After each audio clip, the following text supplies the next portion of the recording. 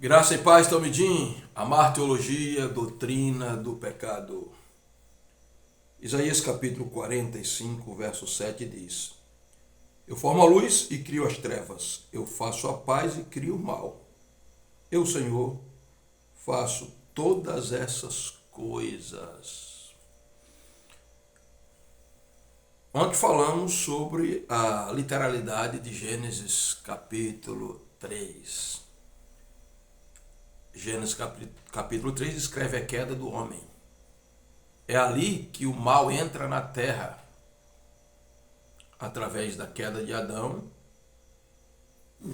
que cedeu à tentação de Satanás. O mal, na verdade, começou na dimensão celestial, quando o diabo, sem precisar de agente externo para ser tentado, permitiu que o mal brotasse no seu próprio coração. A Bíblia diz em Ezequiel: até que achou-se iniquidade em ti. Após um grande questionamento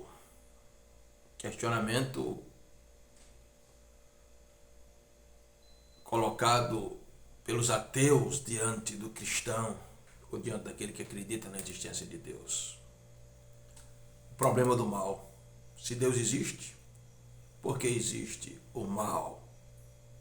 O mal seria uma prova de que Deus não existe? Não, pelo contrário. O mal prova que o diabo existe, não que Deus existe. Porque se existe mal, é porque existe parâmetro de bem. Como é que eu sei que algo é mal?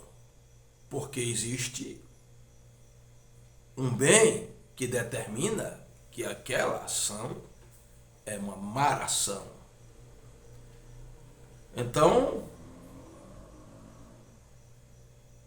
a questão do mal não prova a não existência de Deus. Pelo contrário, prova que o diabo existe. Por que Deus não destrói o mal? Então, bom, se Deus vai destruir o mal, ele tem que começar comigo, com você. Ele tem que destruir todos nós.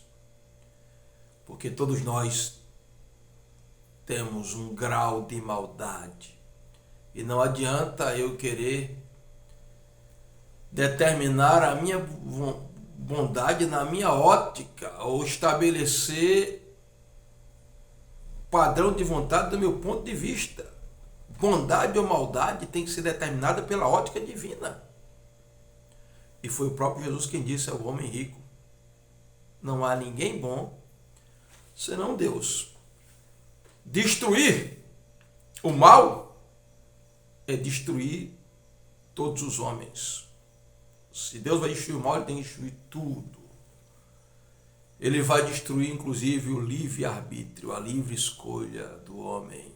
E aí está outra resposta ao questionamento. Por que Deus permitiu a árvore no jardim? Deus permitiu a árvore no jardim porque ele não criou marionetes, robôs, que seriam obrigados mecanicamente a amá-lo e a servi-lo. Não, o homem que foi criado no estado de santidade, na posição de filho de Deus, precisava confirmar esse estado de santidade, essa posição de filhos.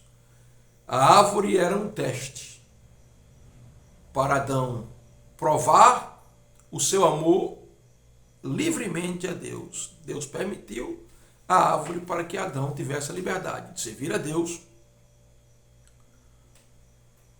por amor, servi-lo livremente e não ser obrigado a servir a Deus. Nós sabemos que é verdade, o mal traz o sofrimento ao mundo. Mas será que o sofrimento é algo fatalista? É algo que não nos traz nenhuma lição? Não. A grande questão é que o sofrimento é pedagógico. As pessoas só aprendem a amar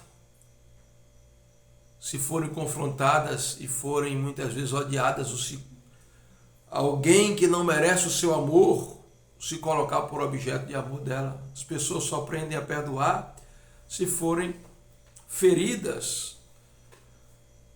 Ninguém aprende nada de valor com prazer, mas certamente aprendemos muito com os desafios, com os sofrimentos. É diante da impossibilidade, do quadro de crise, que nós aprendemos a confiar em Deus, que a nossa fé é acionada. O sofrimento é tão pedagógico que nem Deus se isentou do sofrimento. A Bíblia diz que o próprio Cristo sofreu, Deus na pessoa de Cristo sofreu. A Bíblia diz que mesmo sendo filho, diz a Bíblia em Hebreus capítulo 5, aprendeu a obediência por aquilo que ele sofreu. Então, o mal não prova que Deus não existe, mas prova que o diabo existe, porque mal é parâmetro para bem. Deus não destrói o mal porque teria que destruir todos os homens e teria que violentar a livre escolha do homem, o seu livre-arbítrio. E o sofrimento, mesmo trazendo consequências desagradáveis, mesmo sendo doloroso, nos ensina a amadurecer e a crescer. E o próprio Deus que em Cristo sofreu, um dia destruirá eternamente o sofrimento. Bom, dito isso, como se explicar então Isaías 45, verso 7. Eu formo a luz e crio as trevas, eu faço a paz e crio o mal. Eu, o Senhor, faço todas as coisas. Esse texto está dizendo que Deus é o autor do mal? Não, muito pelo contrário. A palavra mal nesse texto aqui é a palavra hebraica ra. Não está ligada a mal moral. Está ligada a calamidade ou a juízo. Todo o texto tem que ser interpretado pelo seu contexto. Se você for ler o contexto de Isaías 45, vai estar falando de Ciro, que Deus levantou para executar juízo contra as nações que estavam vindo contra Israel. Então, quando o texto está dizendo que Deus cria a paz, é porque ele estava criando paz para Israel.